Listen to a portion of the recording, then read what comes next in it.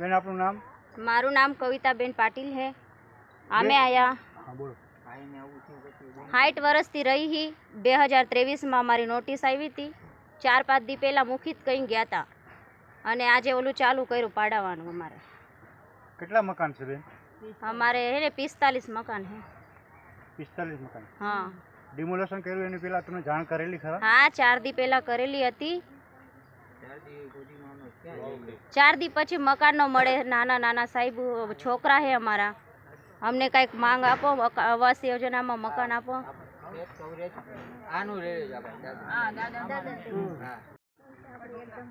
કાકા આપણું નામ શું છે અને શું કહેવા માંગો છો ડિમોલેશન વિશે? એ અમને કોઈ સૂચના વગર મૌખિક સૂચના આપી ગુરુવારે 23 તારીખે અને સીધું આજે ડેમોલેશન કરી ગયા છે। અમારા બાળકો ભણવા કરવા ક્યાં જઈ શકે? અમે બેઘર છીએ। 1984થી અમને નોટિસ આપે છે, ત્યારે જગદીશન વખતના ટાઈમમાં બધાને આખો ગૌતમનગર વસવા માટે એ લોકોને આવા સગવડ આપી હતી, સમજ્યા? ને આજે અમે માંગીએ છીએ તો અમને કહે છે કે તમારા માટે કોઈ વિકલ્પ છે જ નહીં। ટીપીમાં આવે છે એટલે એ વસ્તુ પાડવાની જ આવે।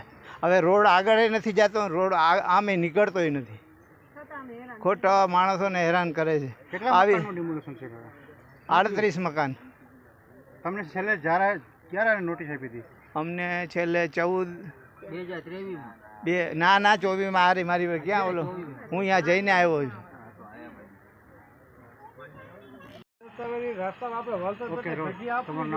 વિનોદ પટેલ, હું આ જગ્યાના માલિકનો ભત્રીજો જ છું, બરાબર છે। હવે આ જગ્યા અત્યારે અમારી કપાતમાં આવે છે।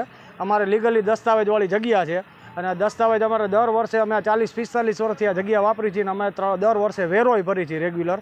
અને વેરો ભરવા છતાંય અત્યારે અમને વગર ઇન્ફોર્મેશને અમે 10 વખત તો અમે અરજી કરી દીધી છે કે ભાઈ અમારી આ જગ્યાનું કપાતમાં આવે છે તો એની સામે અમને કાં જગ્યા ફાળવો, કાં જગ્યાનું વળતર આપો, પણ હવે કોઈ પણ જાતની નોટિસ અમારી સ્વીકારેલી નથી। અને માથે જતાં પછી અત્યારે આ બુલડોઝર હકાલીને અમારી આ જગ્યાને આ વેરવિખેર કરી નાખ્યું બધું। અત્યારે કયો વિસ્તાર આવે છે? આ મવડી વિસ્તાર આવે છે, મવડી પ્લોટ કહેવાય છે। આ કેટલા નંબર આવે? મવડી પ્લોટ શેરી નંબર 1 નંબર આવે।